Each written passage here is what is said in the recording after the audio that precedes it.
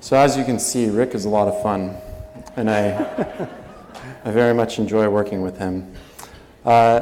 So that's my face again.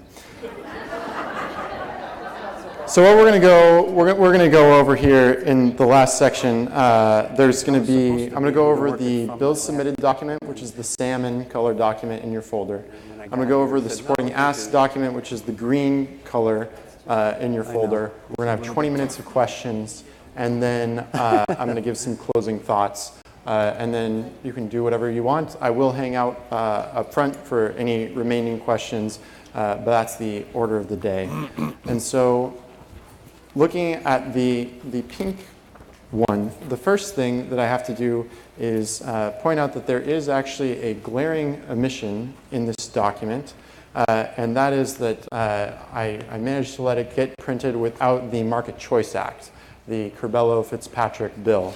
And so I think you can still use this tomorrow, but please do not leave this behind. Instead of leaving this behind, please do what your congressional aide will probably want you to do anyway, and download the electronic copy and email that to them after the meeting. So should it come up in your meeting that they want this document, this is what the page on Community looks like. Down there you can see the steps for how to get to this page to download it. You go to Home, click on Learn, Carbon Fee and Dividend, and then Bills similar to Carbon Fee and Dividend. Alternatively, you can point on the little magnifying glass in the upper right-hand corner and search for bills similar to Carbon Fee and Dividend. And then, as you can see down here, you can click on the Download button, and it will download. So, my apologies, that is my fault. But please, you can use this, but please make sure that you only send the version that does include the Curbelo bill. So now, when do you use this? First of all, let me say that I don't expect this to be as useful as it has been in past meetings, because our primary ask is make climate a bridge issue, not a wedge issue. And so the only time that you would use this is if you are asked. And usually this question comes out as, are there any other bills, has your bill been submitted? Or are there any bills that are similar to your bill? Or are there, what does existing legislation look like on this? And at that point you can say, well, we have a document here, and it identifies the different points that we believe are important. What the bill number is, what the status is, the initial price, the rate of increase, where it's assessed, the revenue destination, the border, does it include CO2 equivalents, are there any exemptions, and CCL's take on this bill. And if they're asking this question, they probably want to see original text. And so when you go through this, please do point out that at the bottom of each bill has its own page. There are 8 pages on the version online. And you can point out at the bottom there's a link. So when you send the electronic version to them, it's a hyperlink. They can just click on that. Their browser will pop up, and they will go to the text. So again, I don't expect this to come up as much, since our primary ask is make climate a bridge issue, not a wedge issue. But we have it here just in case. We want you to be prepared so that if they do ask that question, you can look great. You can have this, you can know where to go, you can talk about all the different parts, all the decision points, and really help them with their job of looking smart to their bosses. They read this document, which you're going to email to them, and they will look quite smart to their bosses. So that's how you use this text. Before I pull out the green document, I'm just remembering Ashley asked me to correct something which was said in an earlier session. Adeline said no backpacks or food or drink are allowed at your meetings, in the buildings at your meetings yesterday. That is only true if you have a meeting in the Capitol building. So if you're meeting in the congressional offices, you can bring a backpack.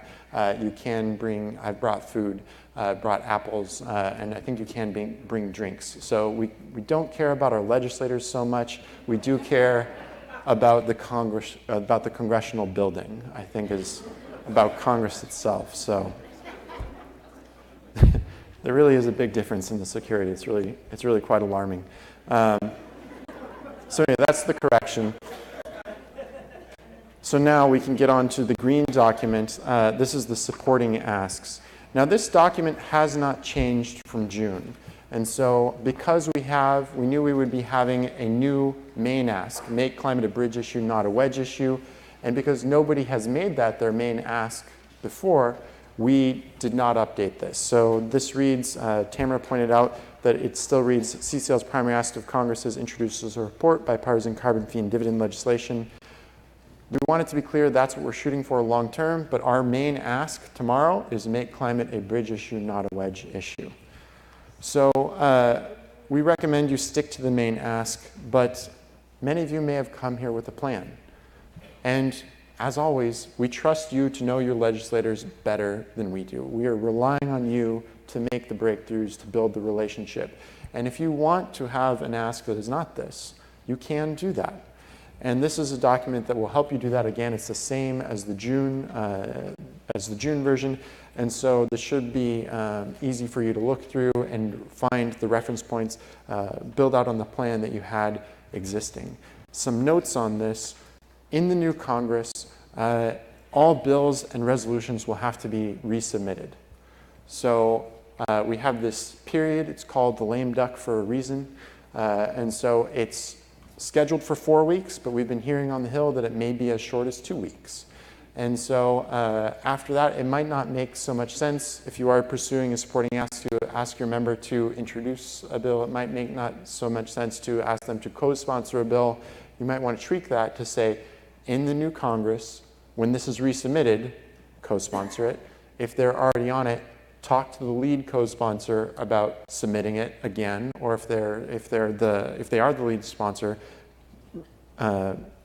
submit it. So just want to make sure that you're going into this knowing where things stand, that with legislation it will be resubmitted, it will have to be resubmitted, and that there may be a very, very short, compressed, busy time frame that they're working in, and just recalibrate what's on here. So instead of saying talk to the lead co-sponsor instead of co-sponsor this, because it will have to be resubmitted.